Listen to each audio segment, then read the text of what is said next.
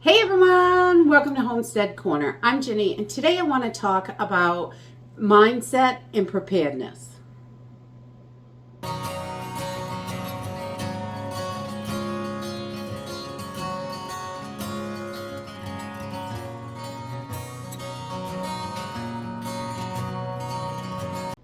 So we all stock up on food and prepare for different types of emergencies and want to make sure that we're ready for them. One of the really key aspects is our mindset. We need to make sure we're in the right frame of mind to be able to make quick decisions that are going to help us and not poor decisions. And being stressed out can be a really big problem. There are so many things that we can do. I think it's really important to pay attention to our mindset and practice this beforehand so we're able to get through a situation that's difficult without completely melting down and losing our minds. Some of these situations could be extremely stressful. So making sure we're practicing staying on top of our mindset, thinking positively is really going to help us. So today I've just got a few areas I thought I would talk about just to help us get through situations. And it's going to be different for each person. These are some ideas of things that we do to help us so we're prepared. In an emergency, we're not going to freak out. The first thing that we want to look at is awareness. We want to make sure we're aware of what's going on around us.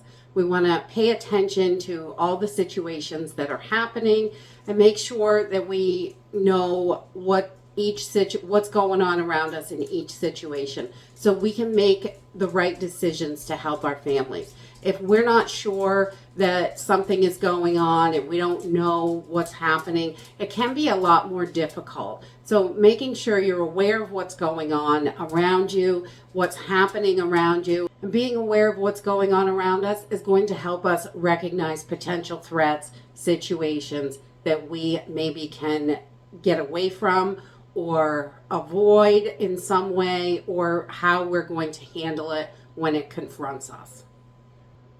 The next thing is staying calm. I think it's really important to practice staying calm, even in your everyday stressful situations, things that get you worked up. Taking a step back and meditation, visualization, deep breathing, whatever it is that works for you, that can be really important to help calm your nerves down so you can think a little bit more clearly.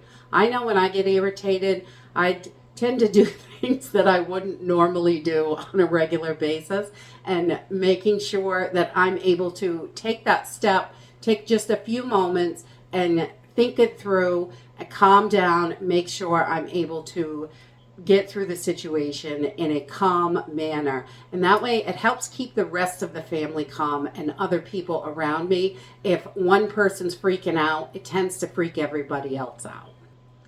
The next thing we can do is embrace that flexibility.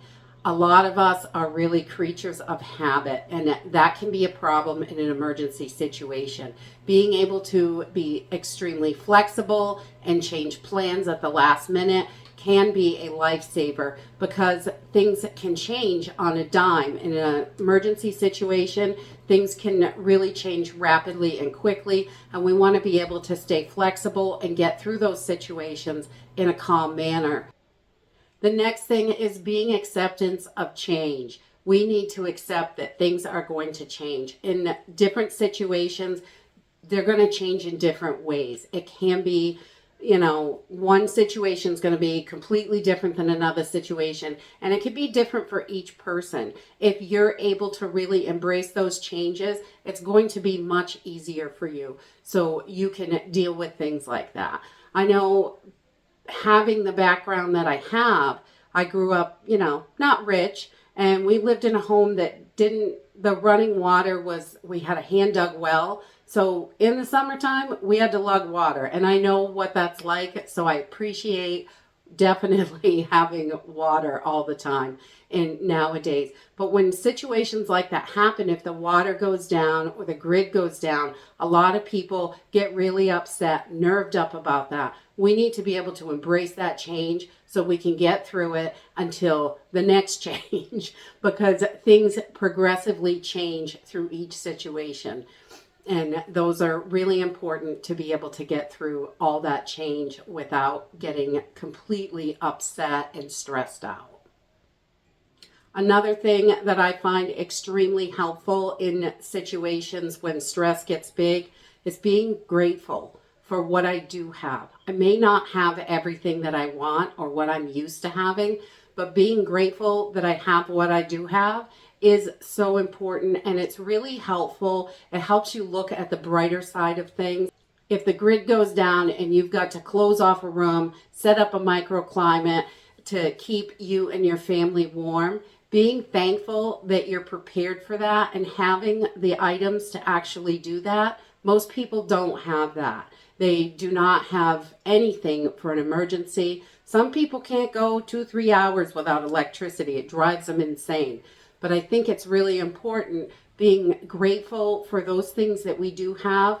And even when things are tough, finding that little piece of the silver lining is really important. Being happy and choosing to be happy can be really a big saver in those situations. The next thing that it's really important is staying connected with your community, whether it's the person across the street or next door, a close by family member, whoever is in your community that you plan to work with in emergencies or anything like that, making sure we're staying connected. We know that even family members that are far away, setting up a plan how to contact each other, and so we know that they're okay even though they're far away. I have family members that are on opposite sides of the country and all over the place, and we try to make sure that we stay connected, but making sure we keep those connections strong, and our neighbors, because we may need them in an emergency.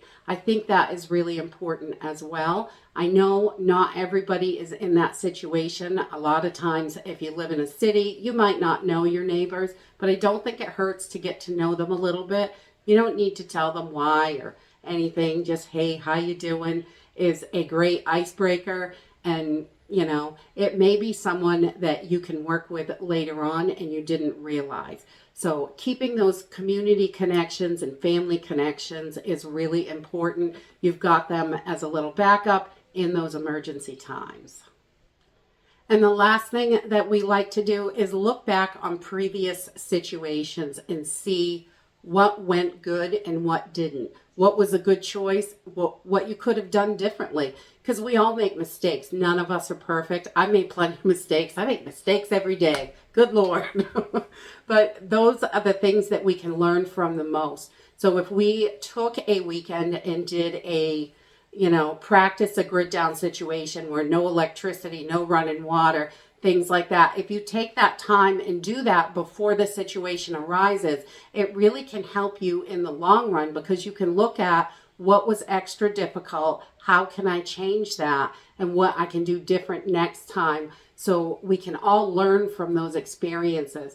And if the grid's down for just a few hours even, that can help you if you found it difficult to find flashlights or something like that. You can adjust your plan so you can move things to where they're more accessible. Because I know a lot of people will keep all their prepping supplies stashed away in a closet or in a spare room or the garage or in the back of their car. You might have stuff all over the place. You want to make sure that you've got those first items really accessible that you may need, and practicing different situations can really help us learn from those things that we may not be doing quite right, that could make our lives so much easier in an emergency. And those are just a few tips that we use to help with our mindset and prepping. We want to stay on top of this, be as cheerful as possible. I don't think prepping needs to be all doom and gloom. I think there are other ways to go about it. And I always try to look for the silver lining in things. Even if it's just a little glimmer, there's something.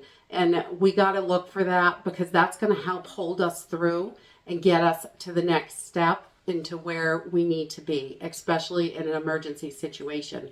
If you have something that you do that really helps you with your mindset that I didn't mention here today, please put it in the comments down below. It can be super helpful for someone else. And we all do things a little bit differently. So I think it's important to share what we have and what works for us, knowing that we can try it. If it works, great. If it doesn't, we could try something else too. That's all good. And that's it for today. I hope you enjoyed this video, and I hope to see you next time. Bye.